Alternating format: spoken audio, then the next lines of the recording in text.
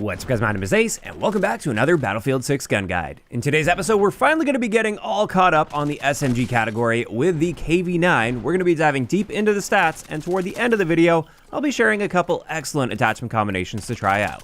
And let's just dive right into this with our raw power potential, and this gun has the fastest rate of fire in the entire game at 1,079 rounds per minute. And it's going to be a 4 to 8 shot kill depending on the range, and what this means is up close, we have an incredibly fast time to kill at 167 milliseconds. This is the second fastest in the SMG category. It is a little bit behind the SCW-10 since that gun has a 3 shot kill potential up close. But even with that in mind, this is a practically untouchable time to kill potential against almost any other gun in the game. At least up close, although even at a distance, it maintains an amazing time to kill potential. In fact, if you're hitting your shots, this will outgun almost every assault rifle in the game time to kill wise at long ranges. So it's definitely very impressive in this area, but next let's have a look at our ranges, and this does have a standard range profile for an SMG. So we're going to see our damage range drop-off points at 9.5 meters, 21.25 meters, 37.5 meters, and then 75 meters. And you can see there, looking at those time to kill potentials, even when you get to like mid to longer ranges, this is outgunning all of the other SMGs as long as you're hitting those shots. Now, one area that may interfere with you hitting those shots as you're stretching your ranges out is the muzzle velocity. This is the slowest in the SMG category at 348 meters per second. And that really is quite slow. You'll definitely notice this having an impact on your ability to hit moving targets, even out to like mid ranges, like 30 plus meters. You're gonna notice this against targets, especially ones that are moving perpendicular to you, and you'll have to compensate for that accordingly. As for hipfire, we do have a standard hipfire spread for SMGs, meaning it's got an excellent hipfire spread. And if you're right up close and very confident you're not going to be missing many shots while hipfiring, then go for it. It's excellent in that area. The problem though does come with our magazine capacity, which we'll be looking at in just a little bit. But before we do that, let's have a look at recoil. And as you can see here, compared to the other SMGs, especially when you consider the rate of fire, this is not too bad. But it is of course worth noting we're only firing 17 rounds here compared to the 30 rounds that you're seeing with almost all of the other SMGs. So that does make it look at least a little bit better than it is. But I mean, comparing that to the SCW-10 and even the CZ3A1, this one does have a tighter grouping, especially early on in the magazine, and I actually find it to be very controllable considering its insane fire rates, although that does align with the Chris Vector in real life.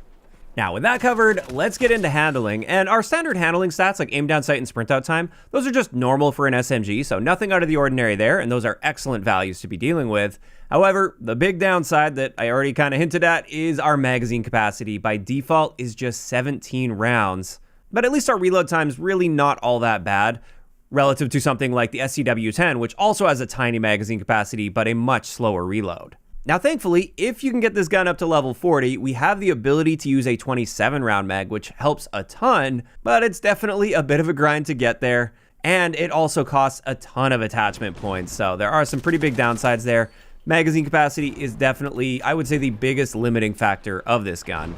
And then finally, for our base multiplayer stats, we have our mobility stats, which are just standard for the SMGs in this game. Nothing out of the ordinary there. And this just leaves us with some basic RedSec stats. If we're dealing with 2 armor plates, this gun is going to be an 8 to 15 shot kill, depending on the range. And once again, our time to kill potentials are excellent, like some of the best time to kill values you'll see in RedSec. And especially if you can keep yourself up close with this, it will absolutely destroy people, even if they've got 2 armor plates on. But of course, once again, the limiting factor does become our magazine capacity. Because if you end up dealing with multiple enemies, or if you miss a few shots here or there, or you just can't get yourself in those very close range situations to reduce the number of shots to kill, you may often find yourself running out of ammo at the worst possible time. And there we have it. That wraps it up for all of the important stats of this gun. Now let's get into a couple excellent attachment combinations to try out. And the first one I wanted to share is my aggressive stealth build. And the key with this one is you can build this fairly early on in your leveling. You don't have to max it out to get the biggest magazine possible. And yet it's still a very viable choice that I've found plenty of success with. So with this one, I'm using the OSA 7 optic, just because I really like the reticle, and I've kind of missed this optic. I have been using the mini reflex a lot lately, but I kind of just had an itch to use the OSA 7 again, and I've been enjoying that reticle quite a bit. For my laser, I'm using the new 50 milliwatt violet laser to help with that aim down sight spread while moving, to allow us to be a bit on the aggressive side there while maintaining accuracy.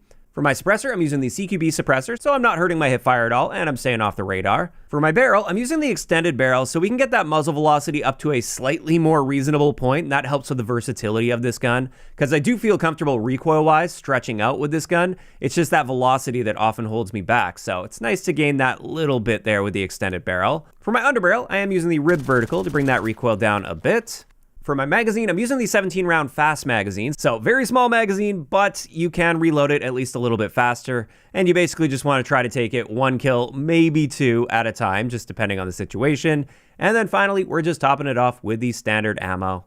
And as I said, this is just a solid setup that you can use as you're leveling through this gun, or if you really don't want to be pouring a ton of attachment points into your magazine, and it's very viable as long as you're managing your situations properly and not trying to challenge 3 or 4 enemies at a time. As for the second build, this one does require you to level this up to level 40. This is my extended mag build. We're really building around that extended mag because it has such a high cost to it. So with this, we're using that 27-round extended mag for 45 attachment points. We've got the mini flex optic on this one, the flash hider, the basic barrel, the alloy vertical, and then finally standard ammo. As you can see there, with that extended mag, it doesn't really leave much room to play around with many other attachments, so we've got fairly basic ones on there. But with that in mind, as I said, the main limiting factor of this gun is the magazine capacity. It's not like it needs a ton of help in the recoil department. I'm okay showing up on the radar here. It's a bit unfortunate we didn't get the extended mag on there to increase our velocity. You could, of course, go that route, but I did like putting that alloy vertical on there to help a little bit with recoil. And this just allows you to not have to worry quite as much about your magazine capacity.